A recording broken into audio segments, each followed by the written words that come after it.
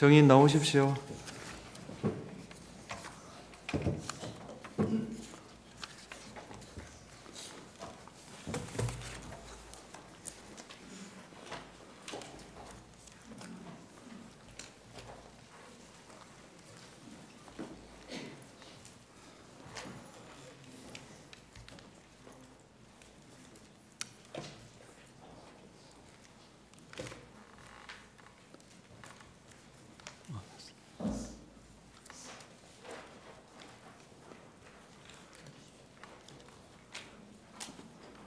네, 안녕하세요.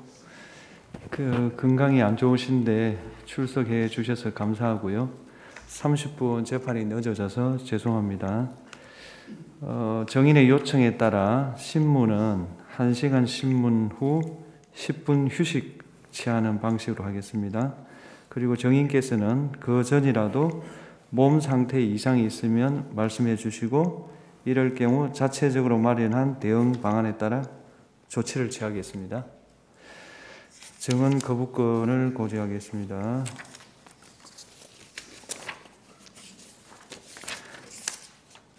본인이나 친족 또는 친족이었던 사람, 법정 대리인, 후견 감독인이 형사소추 또는 공소제기를 당하거나 유죄 판결을 받을 사실이 드러날 염려가 있는 경우 사유를 소명하고 증언을 거부할 수 있습니다. 증인이 선서하신 후에 개별적인 신문사항에 대해서도 같은 이유로 증언을 거부할 수 있습니다.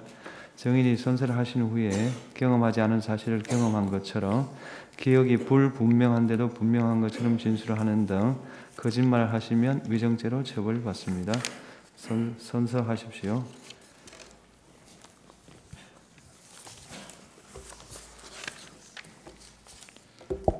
선서. 양심에 따라 숨김과 보탬이 없이 사실 그대로 말하고 만일 거짓말이 있으면 위증의 벌을 받기로 맹세합니다. 증인 조지호. 네, 청구인 주신문 하십시오. 경찰청장님, 예. 네, 증인이라고 칭하겠습니다. 네. 증인에 대한 피의자 신문 조서는 이미 증거로 다 채택이 됐습니다. 이 심판정에서도 사실대로 진술해 주시길 바라고요. 혹시 빠뜨린 부분이나 구체적인 부분에 대해서 제가 여쭙는 말에 진실하게 증언해 주시기를 부탁드리겠습니다. 1회 가항입니다. 증인 2024년 8월 12일 용산 대통령실에서 피청구인 윤석열 대통령으로부터 임명장을 직접 수여받았지요? 그렇습니다. 혹시 그 당시에 대통령께서 증인에게 당부한 말씀 중에 기억나는 것 있습니까? 특별히 기억나는 건 없습니다. 예, 다 생략하고 바항 묻겠습니다. 증인 경찰청 정보국장을 역임한 적도 있죠? 그렇습니다. 12.3 비상계엄 선포 이전에 증인이 수장으로 있는 경찰청의 정보국 차원에서 비상계엄에 관련된 정보가 수집된 것이 특별히 있습니까? 없습니다. 경찰청 대변인실에서는 매일 주요 언론 기사를 스크랩해서 청장인 증인과 주요 간부들에게 배포하고 있죠? 그렇습니다. 12.3 비상계엄이 선포된 날 아침에 증인이 보기에 특별히 전시나 사변 또는 국가 비상사태라고 할 만한 일이 있었습니까? 특별한 기억은 없습니다. 그날 주요 언론의 뉴스들은 소위 명태균 핸드폰이 언론사라 민주당의 명태균이 휴대폰을 제출하겠다고 한 내용이었는데 혹시 증인 기억납니까? 그게 매일매일 거를 기억할 수는 없습니다. 그날은 이제 비상계엄 한 당일 아침이니까요. 특별히 기억 안 납니까? 그날 비상계엄이 저녁에 발표가 됐기 때문에 그 비상계엄 한다는 그 날하고는 전혀 상관없이 보통의 날하고 똑같은 날이었습니다. 예. 12월 3일 저녁에 안가에서의 회동에 대해서 몇 가지 좀 여쭙겠습니다. 12월 3일 19시 20분경에 삼청동에 있는 안가에서 피청구인 대통령과 국방부 장관 김용현 그리고 서울경찰청장 김봉식을 함께 만났죠? 이 부분에 대해서는 제가 좀 양해를 좀 구해야 될 사안이 있는데 지금 제가 관련 건으로 기소가 돼서 서울중앙지법에서 지금 형사재판으로 제가 기소가 돼서 지금 피고인 신분입니다. 그 관련 공소 사실에 좀 포함되어 있어서 이 부분은 좀 증언을 못하더라도 좀 양해를 부탁드리겠습니다.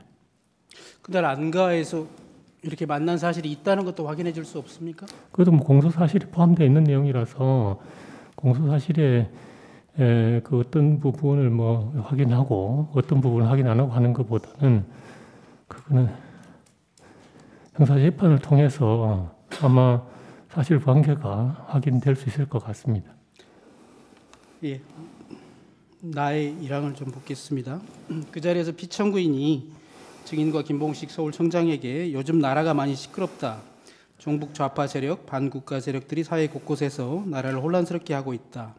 공무원에 대한 탄핵이 수십 차례 남발되고 있고 정부 예산대로 마음대로 해서 정부가 일도 못하게 하고 있다. 그래서 오늘 밤 22시에 비상계엄을 선포해야겠다.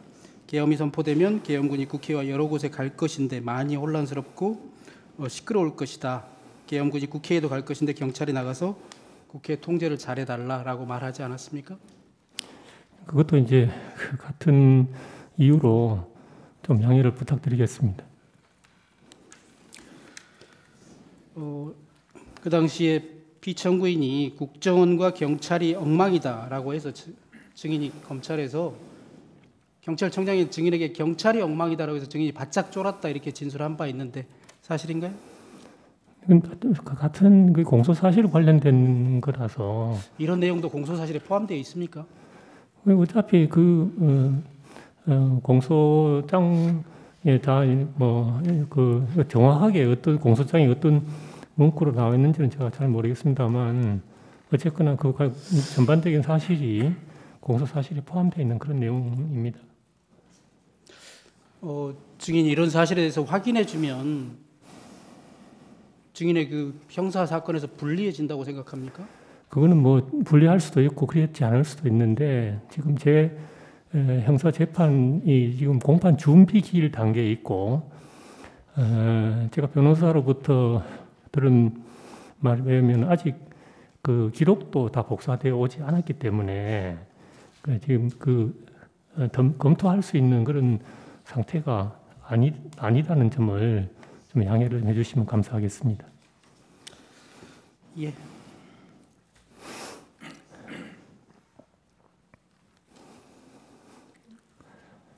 그 안가에 갔던 것은 대통령이 불러서 저녁 식사를 하는 줄 알고 갔다가 사실은 저녁 식사도 하지도 못하고 불과 한 10분만 있다가 나왔는데 실제로 비상계엄이 선포되었고요. 증인은 결국 내란 주요 임무 종사죄로 구속 기소돼서 지금 재판을 받고 있습니다. 증인 지금이라도 대통령에게 본인이 이용당했다 이런 생각 들지 않습니까? 사실대로 진술해주고 상처 입은 국민들께 용서를 구하는 마음으로 진실을 밝힐 생각 없습니까? 그 진실을 밝히기 위해서 그 제가 기소된 형사 재판에서 여러 절차들이 진행될 걸로 알고 있습니다.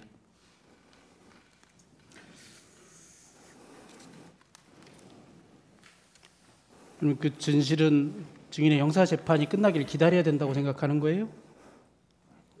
어차피 공판이 지금 개시가 되었기 때문에 그 공판 결과를 통해서 확인될 걸로 생각하고 있습니다.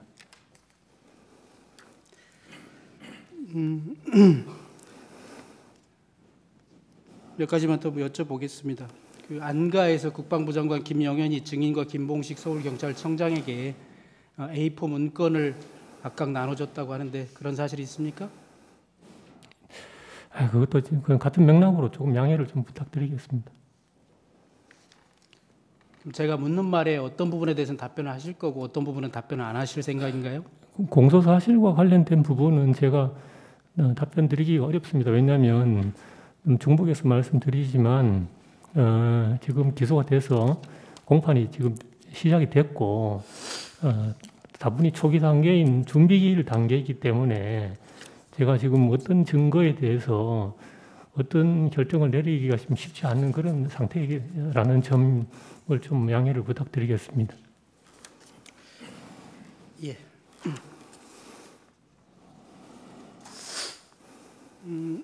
제8차 변론 기일에서 이 심판정에서 피청구인 본인이 서울경찰청장 김봉식이 증언한 이후에 진술한 게 있거든요. 제가 한번 말씀드려 볼게요. 그날 안가에서 김영현 장관이 증인과 서울경찰청장 김봉식에게 국회 외곽에 배치할 경찰 병력을 종이에 그림을 그려가면서 설명하는 것을 보았다. 이렇게 피청구인이 진술한 바 있거든요. 안가에서 김영현 장관이 증인과 김봉식에게 종이에 그림을 그려가면서 국회 외곽에 경찰력 배치에 대해서 설명한 적이 있습니까? 그것도 공소 사실을 통해 가지고 확인될 걸로 생각합니다.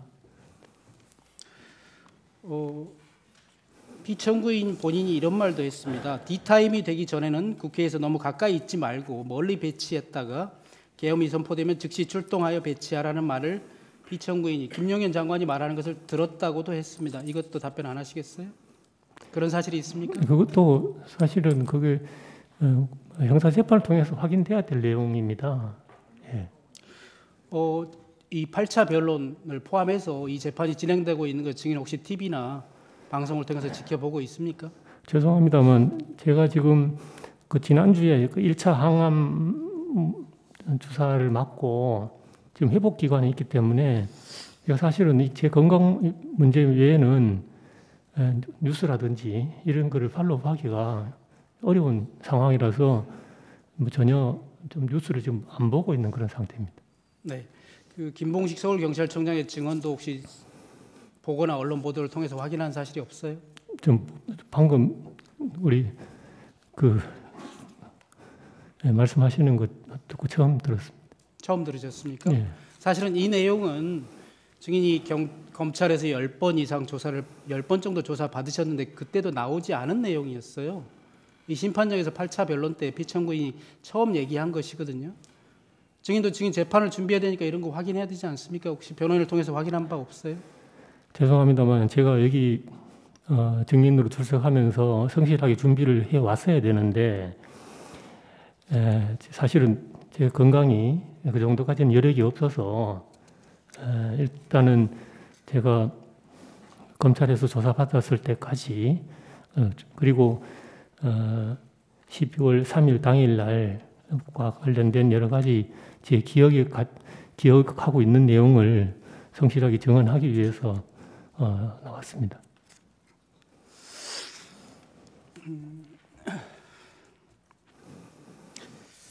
비상계엄 선포 이후에 국회 봉쇄에 관해서 몇 가지 좀 여쭤보겠습니다. 신문사항은 5항입니다. 신문사항을 좀 요약해서 물어보겠습니다. 지금 비상계엄 선포된 이후에 국회를 봉쇄했다가 나중에 일시적으로 일부 국회의원과 출입증을 가진 사람들에 한해서 출입을 허용했다가 포고령이 선포된 이후에 다시 한번 전면 봉쇄를 한 사실이 있는데 그런 사실은 인정합니까? 그것도 경찰 수사와 검찰 수사 단계에서 제가 여러 차례 이야기를 한 내용이고 공소 사실에 포함된 내용이라서 아직 그 증언들을 어떻게 동의를 할 것인지 여부가 아직 변호인하고 협의가 아직 안 된 상태라서 아직 지금 여기서 말씀드리긴 조금 어렵습니다. 제 입장에서 좀 답답해서 말씀드리는 것인데요. 온 국민이 지켜보고 있거니와 또 증인 13만 경찰의 수장 아니었습니까? 증인이 있는 그대로 사실을 얘기한다면 증인의 형사재판에서도 불리하건 유리하건 법적인 판단을 받으면 되는 것이고 사실에 관한 것은 답변해 줄 수 있지 않아요? 형사재판 통해서 제가 사실대로 다 이야기를 하고 그것이 어떤 제가 책임을 회피할 생각은 전혀 없습니다. 사실은 사실대로 제가 밝히고 제가 책임을 져야 할 부분이 있으면 책임질 것입니다. 지금 검찰에서 조사 받을 때 매번 다 변호인 입회하에 조사 받으신 것은 맞습니까? 맞습니다. 예, 그리고 그때 질문에 사실대로 답변한 것은 맞아요? 이건 그 각 조서별로 제가 그렇게 다 서명 날인했습니다. 그리고 조사 받은 이후에 조서를 다 열람하고 서명 날인한 것도 맞죠? 그건 맞습니다. 주심은 여기서 일단 마치겠습니다. 예, 피청구인 주시문하십시오.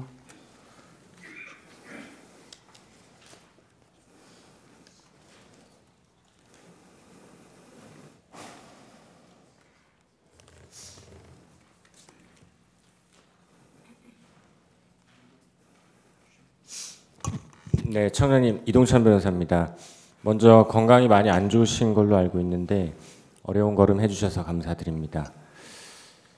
청장님 2024년 1월경 혈액암 진단 받으셨죠? 그렇습니다. 네, 지금 증언하시는 데는 큰 문제가 없으십니까? 최대한 건강을 빨리 회복하려고 노력 중에 있습니다. 네. 증인께서는 2014년 12월 3일 비상계엄 선포 및 해제 이후 12월 5일 국회 행안위, 12월 9일 법사위에 각 출석하셨죠? 네, 그렇습니다. 표 하나 제시하겠습니다.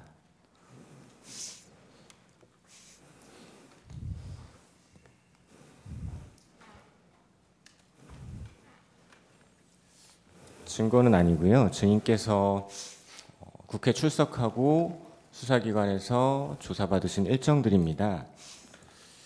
증인께서 12월 11일 새벽 01시 07분경 경찰 국수본에서 조사받던 중에 긴급 체포되셨죠? 예, 경찰에서 3번 그리고 이후 구속되고 나서는 검찰에서 10번 조사받으셨고 그중 8회는 병실에서 조사받으셨죠? 그렇습니다. 무균실에서 받으셨습니까? 역격리실이라고 명명할 수 있겠습니다. 네. 조사 중에 폐렴까지 걸리고 백혈구, 호중구 수치가 원래 정상 수치 1500에서 77까지 떨어지기도 하셨죠. 예, 검찰 조사 당시에 뭐 상황이나 분위기는 어땠습니까? 뭐 어떤 상황을 말씀하시는지 모르겠습니다만 건강이 매우 안 좋아서 조사받기 참 어려우신 상황이었을 것 같은데 그럼에도 불구하고 병실에서까지 이렇게 여러 번 조사를 받으신 이유가 있으십니까? 검찰에서 조사가 필요하다고 이야기를 했고, 그리고 제 상황을 충분히 이제 설명을 했음에도 불구하고 필요하다고 해서 제가 거기에 응한 것입니다. 그러면 당시 경찰이나 검찰 조사 당시에 선망 증세가 혹시 있다던가 치료 중에 그런 건 없으셨습니까? 제가 여기 지금 조사 시간이 뭐 적게는 1시간부터 많게는 뭐 7시간까지 이렇게 되어 있습니다만 이 사이에 계속해서 휴식을 계속해서 취하면서 그리고 죄송한 협니다만 병원에 있을 때는 뭐 그 베드에 거의 뭐 누워서 조사받다시피 그렇게 했었습니다. 네. 증인께서는 계엄 당시에 불과 3시간도 안 되는 시간 동안 수많은 전화를 받으셨어요. 그렇죠? 네. 또 수많은 전화를 걸기도 하고 여기저기서 동시에 전화가 오기도 하고 경찰에 무전도 실시간으로 오갔을 테고 증인의 참모들부터 보고받고 또 지시 내리고 경찰청 간부들과 전국 시도경찰청 참석하는 국관회의도 주재하셨습니다. 맞죠? 예, 맞는데 그 경찰청장실에는 무전이 설치되어 있지는 않습니다. 네. 그러면 상황실에는 그 무공화 회의실에는 있습니까? 거기도 없습니다. 어쨌든 계엄 당시의 상황이 상당히 혼란스럽고 정신없는 상황이었을 것 같은데 맞습니까? 초유의 사태고 또 굉장히 엄중한 사안이기 때문에 예, 좀 많이 긴장했던 것 같습니다. 네, 당시 이렇게 온갖 전화 그리고 회의 주재하시고 혼란스럽고 정신없는 상황이었을 텐데 그리고 계엄 당시는 어떠셨는지 모르겠지만 수사기관에서 수사 받으실 때는 안타깝게도 건강이 더 많이 악화되셨던 걸로 알고 있습니다. 수사기관에서 진술하실 때는 그 계엄 당시의 상황을 명확히 기억해서 진술하셨습니까? 제가 사실은 경찰에서 조사를 받고 경찰에서 이제 구속영장이 발부되고 나서 갑자기 이제 폐렴 증상이 와서 그때부터 이제 건강이 급속도로 나빠졌습니다. 그런데 무슨 선망 증상이 있다든지 그 정도는 아니었고 두 가지인데 하나는 체력이 급격히 떨어져서 장시간 이렇게 집중하기 어려운 그런 상황이 하나고 두 번째는 호중구 수치가 급속도로 저하되면서 감염에 극히 취약한 그런 상황이 되었기 때문에 병원에서도 역격리 병실로 이제 별도로 입원시키는 그런 상황이 생겼던 것입니다. 네. 삼청동 안가 관련 여쭤보겠습니다. 12월 3일 19시 30분경 삼청동 안가에서 대통령, 국방장관, 경찰청장인 증인 그리고 김봉식 서울청장 만나셨죠? 그거는 아까 청구인 쪽 그 질문에 네. 대답한 수준으로 조금 양해를 부탁드리겠습니다. 네. 증인께서는 이 삼청동 안가에서 대통령으로부터 경찰이 중요하다, 치안 질서 유지를 잘 해줘야 한다 이 말씀은 들으셨습니까? 그 이제 자꾸 같은 말씀을 드리기 위해서 대단히 송구합니다만 아까 청구인 쪽 질문에 제가 답변 드린 취지로 같이 좀 이해를 해주시면 감사하겠습니다. 네, 저도 건강이 안 좋으신데 계속 질문을 드려서 죄송하지만 혹시 그래도 제가 여쭤보는 질문 중에 답변하실 수 있는 게 있으시면 답변해 주시고 아니면 그냥 짧게 거부해 주시면 감사드리겠습니다. 안가에서 대통령이나 김용현 장관이 증인에게 국회를 봉쇄하려고 한다. 국회의원들이 계엄 해제 의결을 하러 못 들어가게 막아야 한다. 들어가려는 국회의원은 체포할 것이다. 이런 이야기 하신 적 있습니까? 그것도 죄송합니다. 예. 네. 그럼 국회를 봉쇄하려면 경력 몇 명이 필요하냐? 오늘 밤 경력 몇 명을 준비할 수 있느냐? 이런 얘기는 한 적이 있습니까? 같은 맥락으로 좀 양해를 부탁드리겠습니다. 네. 이건 좀 일반적인 얘기인데요. 증인 진술에 의하더라도 국회 울타리는 2.5km, 울타리도 낮아서 여성들도 쉽게 월담할 수 있는 곳이고 국회는 쉽게 통제할 수 있는 곳이 아니다. 출입문은 7개인데 문 하나 막는데도 5개 중대 300명은 필요하다라고 하셨었어요. 이건 맞습니까? 그것도 사실 뭐 공소 사실과 깊이 관련되어 있는 그런 내용이라서 예. 알겠습니다. 계엄 초기 국회에 투입된 경력은 5개 기동대 300명에 불과했었죠.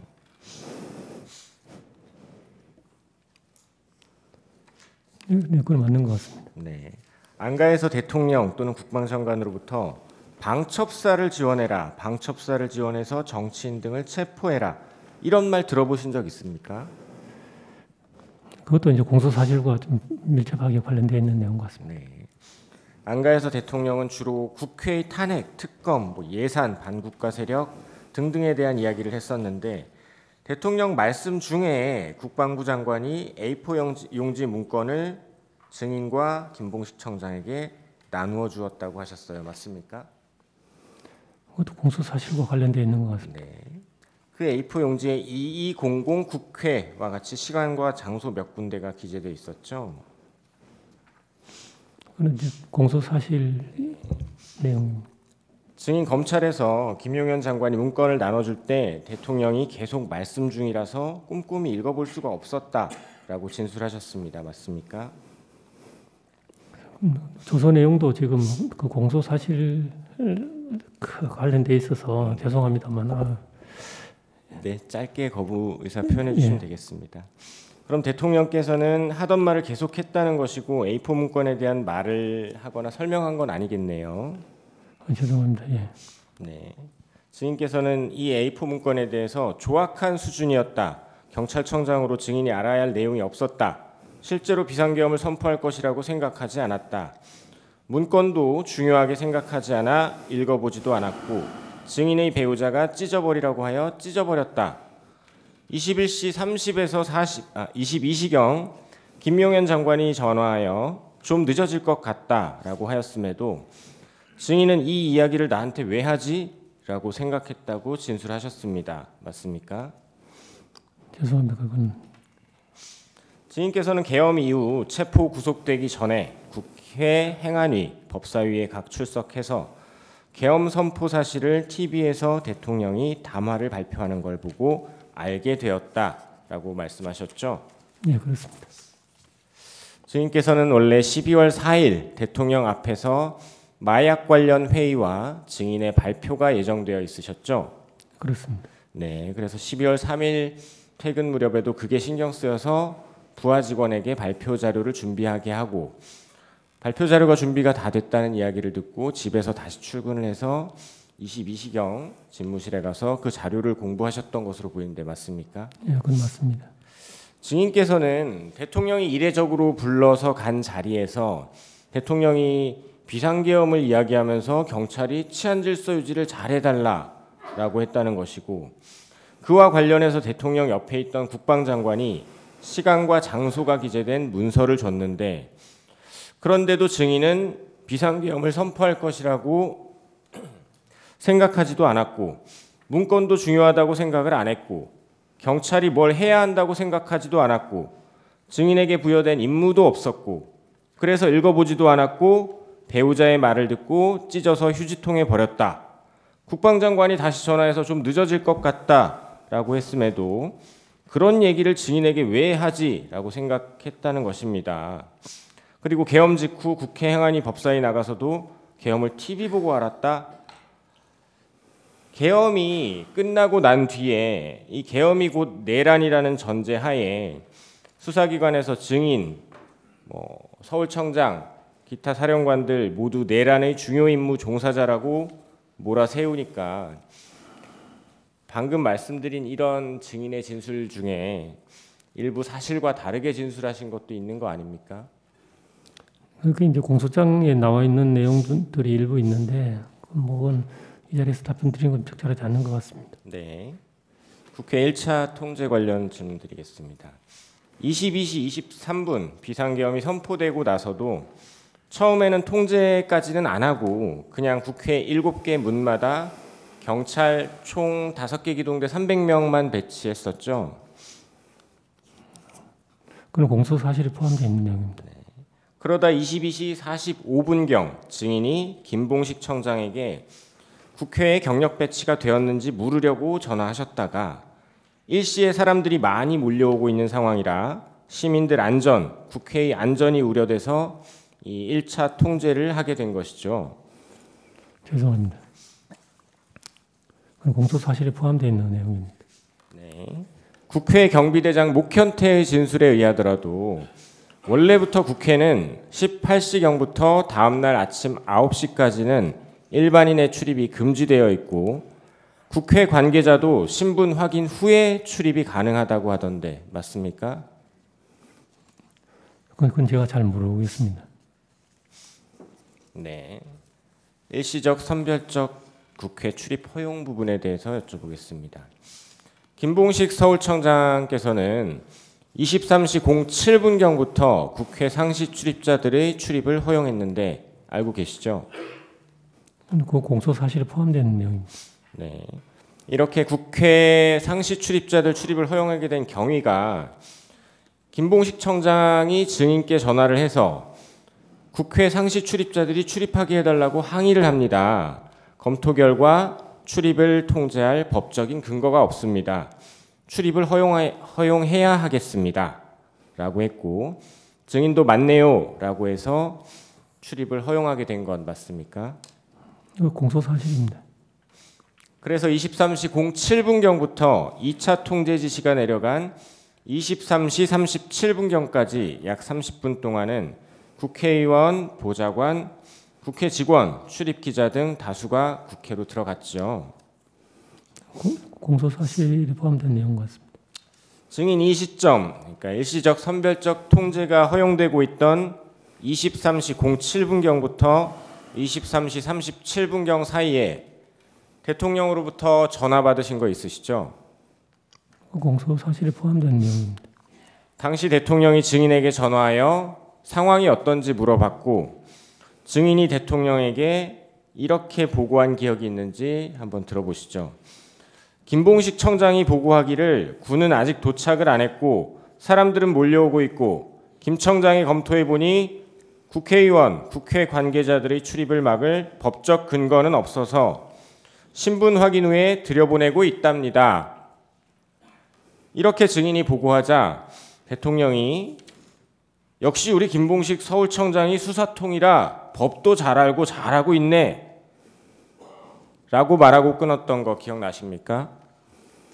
공소사실 관련된 내용인 것 같습니다.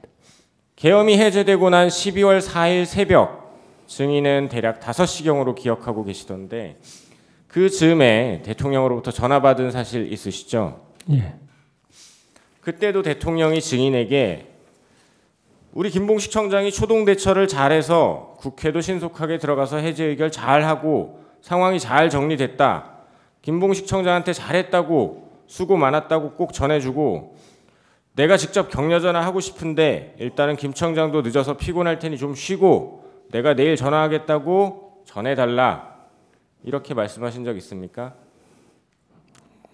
그 시간에 전화를 받은 사실은 있습니다. 이런 내용으로 말씀하시진 않으셨습니까? 내용을 뭐 정확하게 다 기억은 못하지만 그렇게 상세하게 조금 그렇게 통화 내용이 길지는 않았던 것 같습니다. 대략적인 취지는 이렇게 뭐 김봉식 청장이 초동대처 잘하고 뭐 들여보내줘서 신속하게 잘 끝났다 이런 취지는 맞았습니까? 덕분에 신속하게 잘 끝났다 이런 말씀을 하신 건 맞습니다. 네.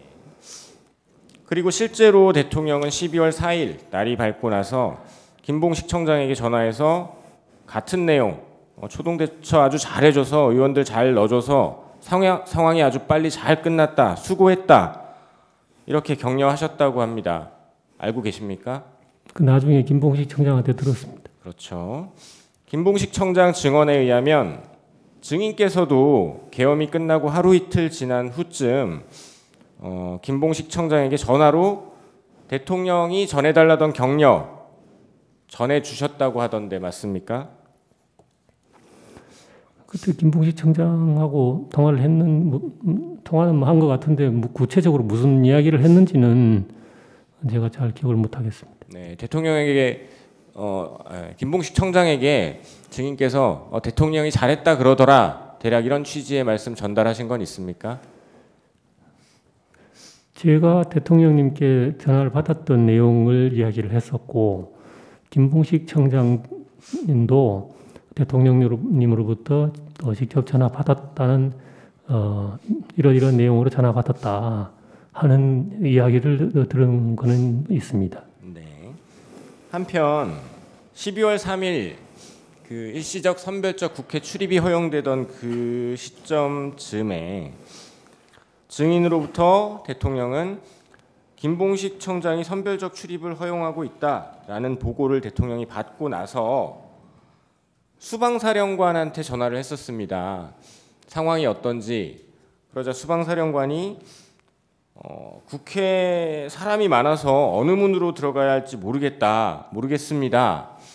이렇게 수방사령관이 얘기하니까 대통령이 증인에게 보고받은 내용, 김봉식 청장이 이렇게 들여보내고 있습니다 라고 했던 증인의 보고 내용이 생각나서 수방사령관 이진우에게 경찰이 거기 어디 문으로 가면 신분 확인하고 들여보내주고 있을 테니까 그 문으로 가서 경찰에게 얘기하면 들어갈 수 있을 거다라고 알려주기도 했다는데 어떻습니까? 대통령과 증인 그리고 김봉식 청장, 이진우 수방사령관의 서로 간의 이 통화 내용에 비추어 보면 12월 3일 그 일시적 선별적 통제가 이루어지던 그 시각에 대통령이 증인에게 전화해서 김봉식 청장 잘하고 있다라고 한 것은 맞는 것 같은데 어떻습니까?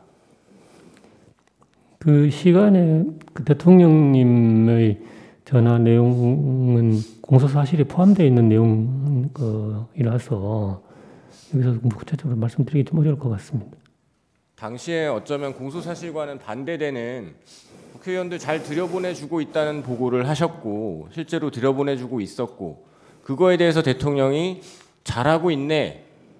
이건 오히려 공소사실에 있어 증인에게 유리한 부분 아닙니까? 뭐 유리 분리를 떠나서 일단 전체적으로 아까도 말씀드렸다시피 지금 공소사실에 포함되어 있는 내용이고 지금 재판의 초기 단계이기 때문에 제가 이제 양해를 말씀을 드리는 것입니다. 네, 잘 알겠습니다. 증인 선별적 출입을 허용하다가 23시 37분경 2차 통제하게 되셨죠. 예. 2차 통제하게 된 경위에 대해서 증인은 포고령 1호가 발령된 23시 23분 즈음 계엄사령관 박안수의 전화를 받고서라고 진술했던데 맞습니까? 그건 공소 사실과 포함된 내용이네요. 당시 박안수는 포고령 1호가 발령된 사실을 알려주고 경력 증언을 요청했다고 하는데 맞습니까? 공소 사실을 통해서 확인될 것 같습니다.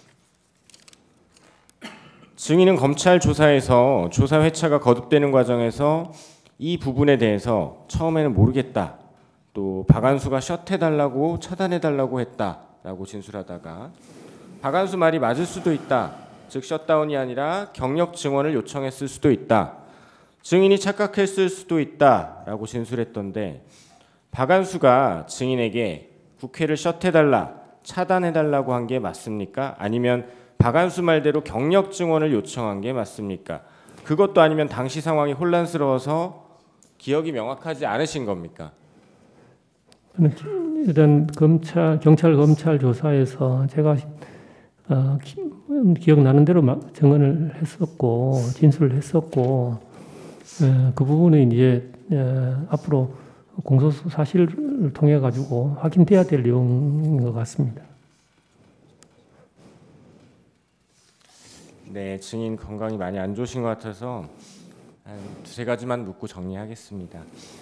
1, 2차 국회 통제 상황을 되짚어 보면 결국 증인이나 김봉식 청장이나 사람이 한꺼번에 많이 몰리는 상황에서 우발 대비, 질서 유지, 시민 안전을 위해서 경찰을 투입하고 선별적으로 출입시키다가 사람이 너무 많이 몰려서 통제도 했던 것으로 보이고, 이것은 증인께서도 설명하고 잘 알고 계시듯이 경찰이 사람들이 많이 몰렸을 때 당연히 해야 할 경비 업무를 수행하신 것으로 보입니다.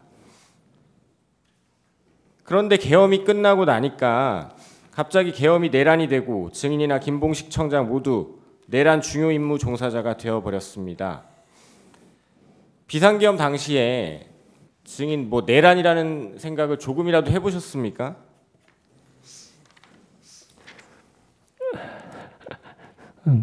내란이라고 생각했으면 그렇게 안 하겠죠. 네. 증인 비상계엄 당시에 대통령으로부터 전화 받을 때 비화폰으로 받으셨죠? 예. 그날 대통령 말고 증인에게 비화폰으로 전화 건 사람 한 명 있습니다. 맞습니까? 예. 박안수 계엄사령관이 국방부 장관의 비화폰을 빌려 포고령 발령 즈음 증인에게 전화했던 바로 그 전화 한 통입니다. 맞습니까? 맞습니다.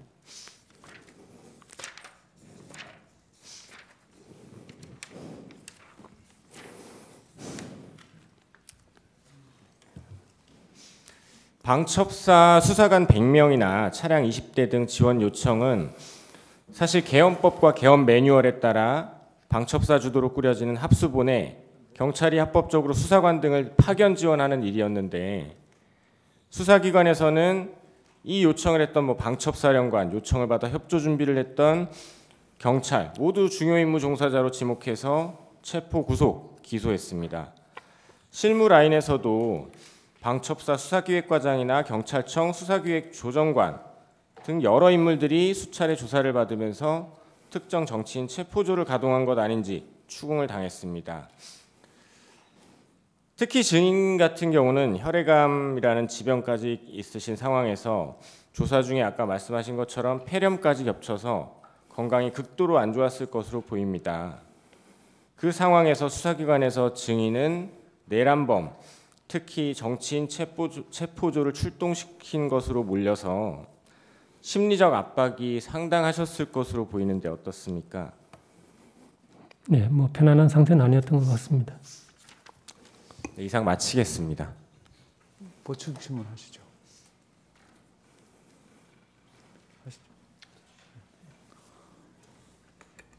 저 증인 박현수 국장 아시죠? 예, 알고 있습니다. 행안부 경찰국장. 그렇습니다. 12월 4일 아침 6시 23분에 증인이 박현수 국장한테 전화를 해서 14분 35초 동안 통화를 한 기록이 있어요. 예, 통화했습니다. 무슨 얘기 하셨나요? 전체적으로 어제 간밤에 있었던 이야기들을 좀 나누었고, 어쨌거나 제가 경찰청장으로서 계속 직을 수행하는 것이 적절하지 않은 것 같아서 면직 절차를 좀 밟아달라. 그 이제 출발이 행안부 경찰국이기 때문에 그렇게 이야기를 했었는데, 박현수 국장이 강력하게 만류를 해서 그러면 뒤에 따로 만나서 이야기를 좀 하자. 그러고 이제 마무리 짓고 전화를 끊었습니다. 그 박현수 국장 말에 의하면 증인이 이런 얘기했다는 거예요. 증인이 대통령의 지시를 정면으로 거부하였고 대통령께 죄송하다고 얘기를 했더니 대통령이 덕분에 빨리 잘 끝났어 라고 얘기를 해서 그게 상당히 좀 뼈가 있는 말로 알아들어서 내가 이런 상황에서 어떻게 경찰청장을 하냐 이런 얘기를 박현수 국장한테 했다고 그러는데 그런 얘기 한 적이 있나요? 뼈가 있다는 말은 제가 한 적이 없고요. 인간적으로 죄송한데 이런 상황에서 제가 경찰청장직을 계속 수행하는 것이 바람직하지 않은 것 같다. 그래서 면직 절차를 좀 밟아줬으면 좋겠다. 이렇게 제가 이야기를 했었던 겁니다. 그 증인이 아까 그 박안수 계엄사령관한테서 전화를 받은 적이 있다고 하셨잖아요.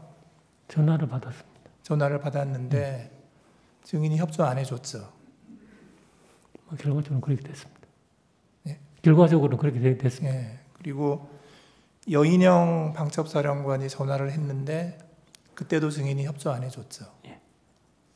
예, 이상입니다. 주신문 하십시오. 추가 신문 하십시오. 예. 증인 공소사실과 상관없는 얘기를 한번 여쭤볼게요. 예. 최근 보도에 따르면 정보사 100여 단이 계엄 하루 전인 12월 2일에 경찰청에 범죄 경력 조회를 할 수 있는 폴 조회 권한을 복구해달라고 정식으로 공문을 보냈고 경찰청이 이를 복구해줬다고 하는 기사가 있었습니다. 증인 혹시 알고 있어요? 죄송합니다. 못 봤습니다. 기사를 못 봤어요? 예, 기사도 못 봤고 예. 그 내용을 보고받은 적이 없습니다. 경찰청장이 증인에게 타 기관의 협조 요청에 대해서 보고조차 하지 않습니까? 그 사안에 따라서 좀 다른데 아마도 그 정도는 실무적인 판단 사안이라서 아마 국장급에서 결정되었을 가능성이 많을 것 같습니다. 예. 이 심판정에서 김봉식 서울경찰청장은 12월 3일 날 안가에서 비상계엄을 선포할 수밖에 없는 이유를 설명하면서 개인적인 가정사 얘기를 했다고 해요. 증인도 들었죠? 그거는 좀 공소사실과 관련된 그런 내용. 공소사실에 그 내용 포함되어 있지 않지 않습니까? 근데 이제 그 안가에서 있었던 그 안가 참석자들의 진술이라든지 이런 게 이제 공소사실의 기본이 되지 않겠습니까? 예, 알겠습니다. 예. 그 방금 주신 재판관님 신문사항에서 뼈 있는 말로 들었다, 뼈 있는 말로 알아들었다 이렇게 진술한 바 있어요, 증인이. 그런가요? 제가 네. 그건 기억이 없습니다만. 그걸 언제 그렇게 알아들으셨냐면 피청구인 대통령이 증인에게 직접 전화한 것이 계엄 해제 안건이 가결되기 전에 6번 했고요. 그 뒤에 2번 했다고 하면서 그 뒤에 2번 전화 왔을 때 뭐 고생했다 이렇게 격려 아닌 격려를 하니까 증인이 뼈 있는 말로 알아들었다 이렇게 답변했거든요. 글쎄 저는 뼈 있는 말이라는 표현은 제가 잘 쓰는 표현도 아니고 평상시에 제가 인간적으로 미안해서 내가 이 직을 계속 유지하는 것이 적절하지 않겠다. 그래서 면직 절차를 좀 밟아줬으면 좋겠다. 이렇게 이야기를 했었습니다. 저는 피청구인이 치하를 하긴 했지만 증인은 속마음으로는 치하를 하는 게 아니고 나를 질책하는 것이다. 이런 의미로 뼈 있는 말로 알아들었다. 이렇게 답변한 저는 것으로 그때 그 대통령님의 전화를 제가 직접 새벽이지만 직접 받아서 그렇게 뭐 질책하고 그런 식으로 제가 받아들이지는 않았습니다. 왜냐면 오히려 질책하고 그랬으면 제가 좀 많은 다른 생각을 했었을 텐데 그렇지는 않은 것 같습니다. 예. 김용현 장관과 비아폰으로 2번 통화했어요. 그렇죠? 10시 이전에 좀 늦어질 것 같다라고 전화가 한번 왔었고요. 그 한 번 예. 그리고 다시 포고령이 선포될 무렵에 다시 전화가 왔는데 그때 통화는 박한수 계엄 사령관하고 통화를 했죠. 다만 전화는 김용현의 폰으로 오지 않았습니까? 그렇습니다. 그 결과적으로 김용현 전 장관님의 폰으로 전화가 와서 네. 받았더니 박한수 사령관이었던 겁니다. 그래서 결과적으로 통화는 김용현 전 장관님하고는 한 번 한 것입니다. 김용현 장관과는 한 번 했다 이 말씀이세요? 그렇죠. 예. 그때 박한수 계엄 사령관이 증인에게 국회에 경찰을 증언하고 포고령에 따라서 국회 출입을 전면 차단해달라 이렇게 말하지 않았습니까? 그건 이제 공소 사실에 포함된 내용이라서 아마 좀. 예, 답변하지 않으실 거면 답변하지 않겠다고 예, 짧게 예, 말씀해 예, 주십시오. 예. 그때 그러면 박한수 계엄 사령관이 국회를 셧해달라 이렇게 했다고 증인이 진술한 바 있거든요. 셧해달라는 것은 무슨 의미인가요? 그건 뭐 그때 답변하지 않겠습니다. 그거는 예, 앞으로 재판장에서 예. 셧해달라 이런 말은 잘 안 쓰거든요. 혹시 셧다운해달라 이런 말 아니었습니까? 그런데 그거는 구체적인 워딩, 그러니까 지나간 일들을 그 녹음이나 녹화하듯이 이렇게 기억하는 건 사실상 쉽지 않습니다. 전체적인 맥락을 통해 가지고 기억을 하게 되는데, 그래서 아마 제 언어로 그렇게 표현했을 가능성은 있는데, 구체적으로 거기 박 사령관께서 어떻게 어떤 워딩을 하셨는지는 솔직히 잘 기억이 없습니다. 전체적인 맥락만 이제 기억을 하는 것이죠. 예. 그래서 제 생각에는 맥락상 또 일반적으로 사람들이 용어 사용법이 셧해달라 이런 말보다는 셧다운해달라 이렇게 말하는 경우가 더 많을 것 같았어요. 여쭤보는 거예요. 셧다운해달라라고 말하는 것은 아닙니까? 제가 한 가지 분명한 건 박 사령관께서 그렇게 영어 표현을 하진 않으셨던 것 같고 제 언어로 이렇게 조사를 받으면서 제 언어로 이야기를 했던 것 같습니다. 예. 피청구인과의 통화 그리고 국회의원 체포 지시에 대해서 여쭙겠습니다. 피청구인과 계엄 해제 요구한 가결 전에만 해도 6번 통화를 한 사실이 있는데 그때 피청구인이 증인에게 했던 말은 이런 건가요? 제가 한번 읊어볼게요. 조 청장, 국회에 들어가려는 국회의원들 다 체포해, 잡아들여. 불법이야. 국회의원들 다 포고령 위반이야. 체포해. 이런 내용이었습니까? 죄송합니다. 그건 증언은 제가 하지 못하겠습니다.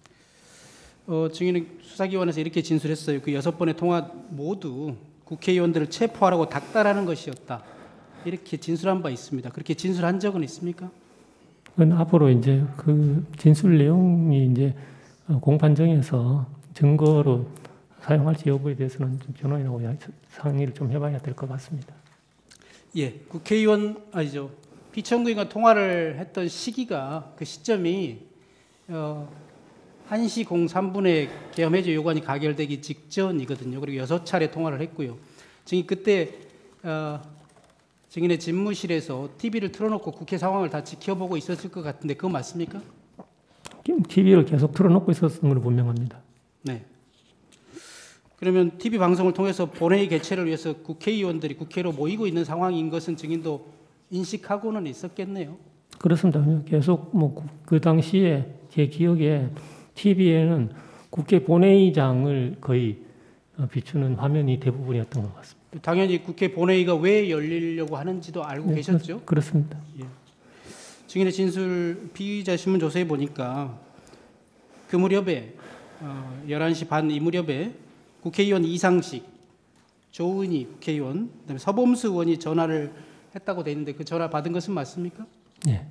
그 국회의원들하고 통화를 했으니까 국회의원들이 국회로 가고 있는 상황에 대해서 얘기했나요? 국회 상황에 대해서 말씀하시진 않으셨고, 뭐 어떻게 된 거냐 이렇게 이제 물어보는 그런 내용인데 저도 잘 모르겠습니다. 이런 대화가 주로 이루었습니다. 그 보시면 아시겠지만 그 대화 내용이 좀 짧습니다. 그게 네. 그렇게 길지 않기 때문에 상세한 이야기를 하기는 끝이었나. 그 당시에 국민의힘은 의원총회를 국회에서 열려고 했다가 또 당사로 옮겼다가 이런 상황들이 있었던 것 같은데 혹시 그런 내용에 대해서 들어보지는 못했어요? 그 국회의원들한테? 그분들한테는 들은 건 없고 네. 그 TV 보도를 통해서 그런 내용이 나오는 걸 들었던 것 같습니다. 예. 정의는 잘 모르겠지만 그 무렵에 비청구인은 또 특전사령관이나 수방사령관하고도 통화를 했고요. 비청구인은 부인하고 있습니다만 국회의원들을 끌어내라고 지시하거나 내가 2번, 3번 계엄을 선포하면 된다는 얘기도 했다는 진술도 있고 그렇습니다. 그 무렵에 증인한테 6번 전화한 것이거든요. 그때 증인한테 전화해서 국회의원들을 끌어내거나 체포하라는 지시를 한 거 아닙니까? 그 뭐 공소 사실에 포함된 내용입니다. 증인한테 혹시 국회를 단전하라거나 또 무기나 수갑 등의 장구를 사용해서라도 국회의원들을 체포하거나 끌어내라고 지시한 사실은 없습니까? 그럼 뭐 공소 사실을 통해서 확인될 것 같습니다. 증인이 대통령과 비아폰으로 통화를 하고 있을 때 23시 34분경에 행안부 장관 이상민으로부터 전화가 와서 증인이 대통령과 통화를 하고 있기 때문에 이상민과의 전화를 잠시 붙든 채로 대통령과 통화를 마치고 이상민 장관과 통화를 한 사실이 있지요. 네. 그 사실은 있지요. 네. 그러면 통상 장관의 전화를 받았는데 기다리게 했으니까 양해를 구할 거 아니에요? 방금 대통령과 통화를 했습니다. 기다리게 죄송합니다. 이렇게 양해를 구한 사실이 있습니까? 그렇게 양해를 구하진 않았고 이제 그 전화를 받고 아유 장관님 죄송합니다 이렇게 말씀드리니까 장관님이 뭐 별다른 말씀 없이 이렇게 말씀을 이어가셔서 대통령님과의 어떤 뭐 통화라든지 이런 말 이야기는 전혀 없었습니다. 혹시 그때 이상민 장관이 증인에게 단전단수라든가 소방청과 협조하라는 이런 말을 하지 않았습니까? 전혀 없었습니다. 그런 말 없었습니까? 그 직후에 소방청장과 통화한 사실인데 그 증인 모릅니까? 그건 잘 모르겠습니다. 통화를 이상민 장관과 통화한 직후인데요. 23시 36분경에 증인이 김봉식 서울청장에게 직접 전화해서 다시 국회를 봉쇄하라고 지시했는데 그런 사실은 있지요? 그건 이제 공소 사실에 포함된 내용입니다. 김봉식 서울청장에게 전화해서 대통령과 통화를 했다. 그러니까 국회를 다시 봉쇄하라 이렇게 대통령의 지시임을 말하지 않았나요?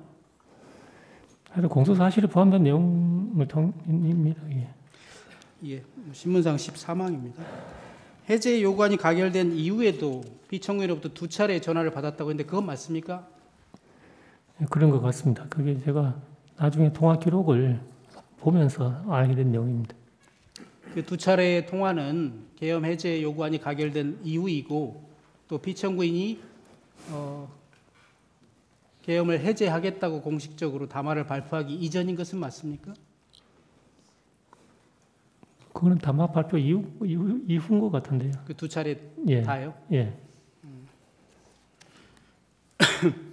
그러면 2차례 전화가 와서 증인한테 아까 그 뼈 있는 말이라고 했다는 부분하고 연결이 되는데 증인한테 수고했다 이런 인사말을 한 것이 맞습니까?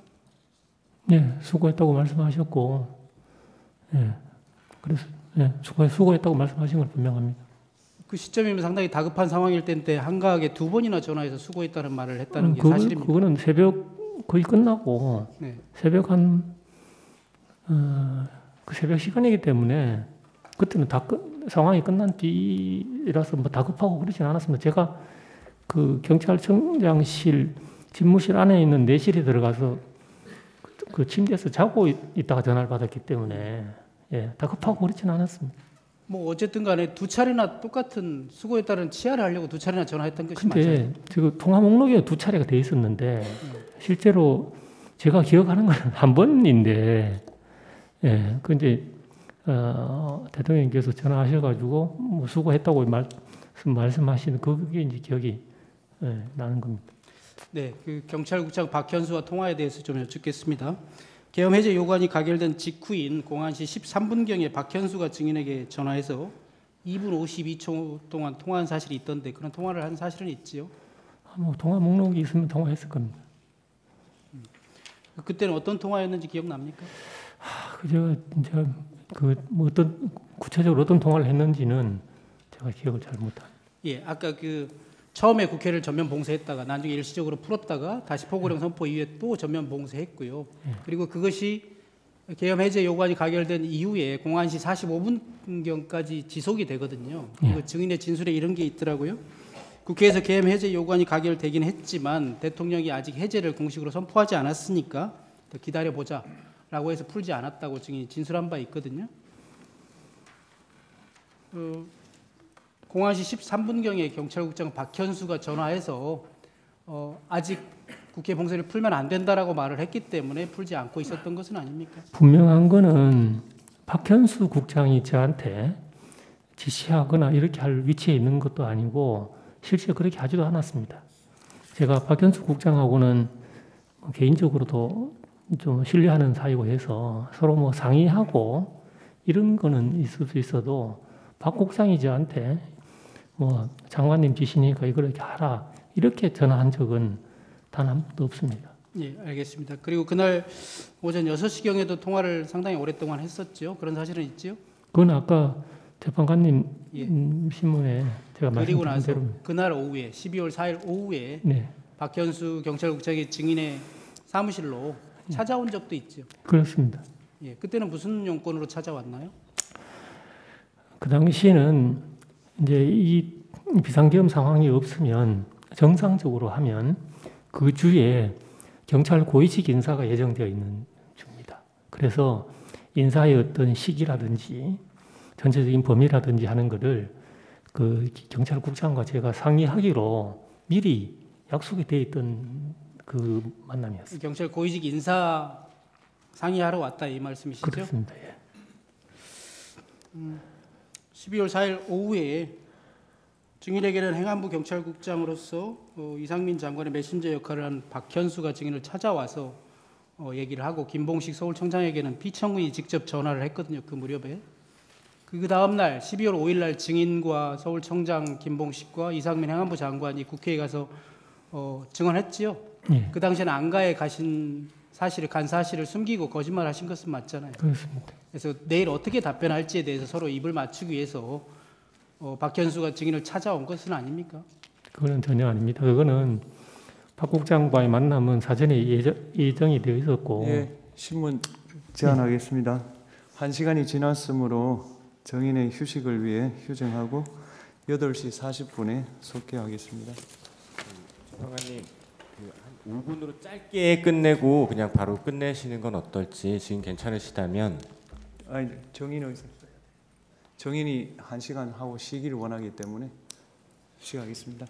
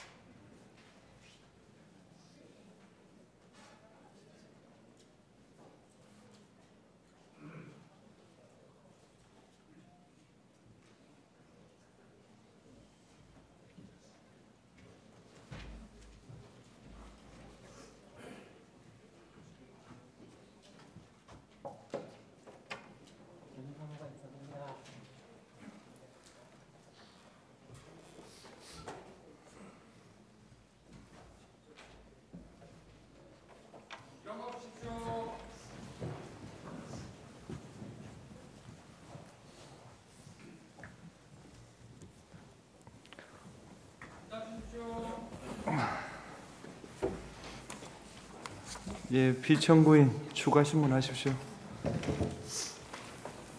시간 기재한 거 그냥 하나 띄워놓고 설명의 편의를 위해서 여쭙겠습니다. 포고령이 발령된 게 대략 23시 23분, 그리고 계엄이 해제된 것이 01시 03분입니다. 증인께서는 12월 3일부터 12월 4일까지 사이에 대통령으로부터 비화폰으로 총 8회의 전화를 받았고, 그중 앞의 6번은 포고령 1호가 발령된 23시 이후부터 국회의 해제 의결이 있었던 01시 03분 사이, 그리고 뒤에 2번, 앞에 6번 말고 뒤에 2번은 계엄 해제 이후 증인이 내실에서 잠을 자고 있던 05시경이라고 하셨습니다. 그건 맞습니까? 제가 전화 내용은 물어보지 않겠습니다. 시간만 여쭤보겠습니다. 정확한 시간은 모르겠는데 하여튼 그 뒤에 온 거는 새벽인 거는 확실합니다. 그리고 증인이 이렇게 6번, 2번을 나눠서 기억하는 이유에 대해서 12월 4일 낮에 증인이 비화폰 통화 목록을 지우려고 확인했을 때 계엄 당시 대통령으로부터 온 전화가 6번, 6회의 통화와 2회의 통화가 나누어져 있었고, 그 나누어진 이유가 중간에 다른 통화가 끼어 있었기 때문이라고 진술하셨는데 그건 맞습니까? 그렇게 진술하지는 않은 것 같은데요. 그렇게 진술 안 하셨습니까? 하여튼 그 나눠져 있었고, 그게 나눠져 있었던 이유에 대해서는 제가 잘 모릅니다. 네. 예. 증인 박안수 계엄사령관으로부터 그 국방부 장관 비화폰 빌려서 걸었던 전화, 증인에게 걸었던 전화, 박안수한테서 받은 첫 번째 전화였죠. 박안수로부터 사건 당일 3번. 예. 그 첫 번째 전화가 포고령 발령 시점, 즉 23시 23분 경이었죠. 포고령 관련 전화였는데 맞습니까? 그거는 공소사실 관련된 내용이라서 정확하게 제가 네네. 대통령으로부터 왔던 첫 번째 전화는 그 아까 일시적 선별적 출입을 허가하던 그 즈음에 잘하고 있다는 그 전화입니까? 근데 그건 공소사실에 포함된 내용이기도 하고 잘 기억도 없고 그렇습니다. 그러면 대통령으로부터 온 전화, 박안수로부터 온 전화, 그 국방부 장관 비화폰으로 걸었던 전화, 그 2개 중에 어느 게 먼저입니까?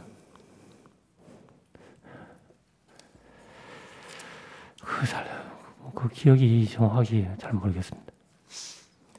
계엄 당시에 증인에게 비화폰으로 전화를 걸었던, 증인의 비화폰 번호가 연결되어 있는 사람은 지금 말씀하신 것처럼 2사람뿐입니다.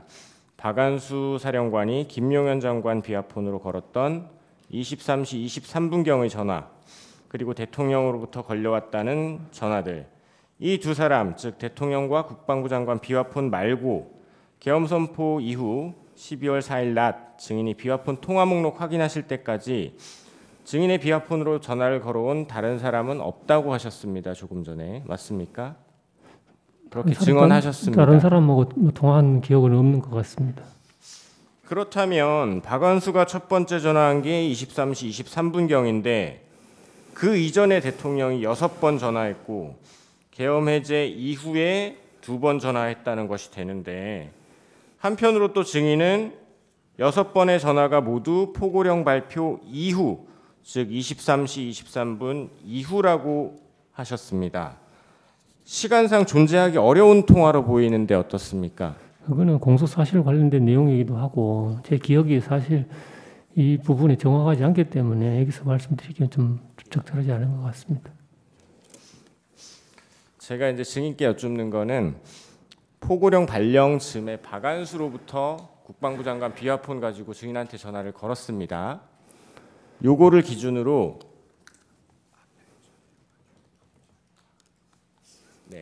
박안수의 그 비화폰 전화 한 번, 이즈음, 이거를 기준으로 앞에 6번, 뒤에 2번 대통령 전화가 있었다고 증인이 말씀을 하셨어요. 설명을. 근데 또 한편으로는 이 시간 이후에 그리고 이 시간 전에 요 사이에 6번의 통화가 있었다고 말씀하시는 거예요. 그래서 물리적으로 그런 전화가 존재하기 어렵다는 부분을 말씀드리는 겁니다. 제가 그거는 공소 사실 관련된 내용이기도 하고 그거는 재판 과정을 통해서 아마 정확하게 확인될 것 같습니다. 네, 마치겠습니다. 건강 빨리 회복하시기 바라겠습니다. 네, 감사합니다. 예, 본인께 의견 진술 기회 드리겠습니다. 소추위원. 예, 본인께 의견 진술 기회 드리겠습니다. 건강 빨리 회복하시기 바랍니다. 예, 없습니다. 네, 감사합니다. 예, 정의신문 하신다고 고생 많으셨고요. 감사합니다. 편안하게 돌아가십시오. 예, 감사합니다. 네. 배려해 주셔서 감사합니다. 예. 피청구인 측에서 2월 19일자 송부촉탁 사실조회 국정원에 대해서 했습니다. 재판부는 그 중에서 2024년 12월 3일 밤 10시 반부터 밤 12시까지 홍장원 입출입 기록, 그 다음 국정원 1차장실, 부속실 CCTV 영상 일체로 한정해서 촉탁을 했고 2월 21일까지 해신해달라고 요청했습니다. 그 외에 정인 신청, 문서 제출 명령 신청은 기각합니다. 오늘 변론은 이것으로 마치고 다음 기일은 2월 25일 오후 2시입니다. 그날은 증거 채택이 되었으나 증거 조사를 하지 않은 증거 조사를 포함하여 양측 대리인들의 종합 변론과 당사자의 최종 의견 진술을 듣는 절차를 진행하겠습니다. 청구인 측에서 증거 조사를 포함한 종합 변론에 어느 정도 시간이 필요하십니까? 예, 1시간 반이면 1시간 충분하겠습니다. 피청구인 측에서는 어느 정도 시간이 필요하십니까? 최종 피청구인 의견 발표 시간 빼고 대리인 시간만. 예, 대리인 시간만입니다. 저희는 2시간은 필요할 것 예, 같습니다. 그러면 청구인, 피청구인 각 2시간 증거조사 변론 포함입니다. 그 다음에 소추위원과 피청구인 본인께 최종 의견 진술 기회를 드리는데 이때는 시간 제한을 하지 않겠습니다. 오늘 재판 이것으로 재판장님, 최종 기일 지정과 증거와 관련된 것에 따라 3분만 의견 하십시오. 선거는 국민 주권 실현의 통로이고 대의제 민주주의의 근간입니다. 선거에서는 무엇보다 국민적 신뢰가 중요하다고 할 것입니다. 이 사건 계엄과 선거 시스템 점검 지시의 정당성과 관련해서 첫 번째 서버에 대한 감정 신청, 두 번째 투표관리관, 투표사무원 등에 대한 증인 신청, 세 번째 투표자 명부에 따른 실제 투표자 수 일치 여부에 대한 세 차례의 검증 신청이 모두 기각되었습니다. 독일 연방 헌법재판소에 따르면 예단적 증거 평가는 증거 신청을 배척하는 사유가 될 수 없다고 합니다. 이것은 유일한 증거가 아니어도 법관의 증거 채택 여부의 재량권에도 한계와 제약이 있다는 취지로 판시하고 있습니다. 이상 말씀드렸던 증거 신청은 실기한 것도 아니고 모색적 증거 신청도 아니며 부적절한 증거 신청이라고 보기도 어렵다고 하겠습니다. 오히려 유일한 증거 방법에 해당될 여지가 크다고 하겠습니다. 이 사건 주요 쟁점과 관련된 필수적 증거 조사 신청에 대한 부분이 기각되었던 바, 이것이 재판의 결과로 어떻게 기결되냐 하는 것은 대한민국의 법치와 헌법 질서의 미래에 있어서 너무나 중요한 함의를 갖는다고 하겠습니다. 이런 점을 깊이 통촉하여 주시기를 요청드립니다. 내일 평의 때 논의해 보겠습니다. 네. 방금 그 시간을 말씀드렸는데 서중조사 시간으로 최종 의견 발표만 2시간을 주시고요. 서중조사 시간 한 30분 추가로 그날 상황에 따라서 탄력적일 수는 있겠지만 우선 좀 그러면 이렇게, 증거조사 빼고 2시간 달라 이 말씀이죠? 그럼 그렇게 하겠습니다.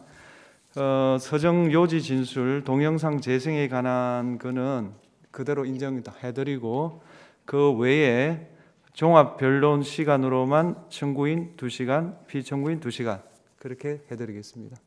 예, 이상 재판 마치겠습니다.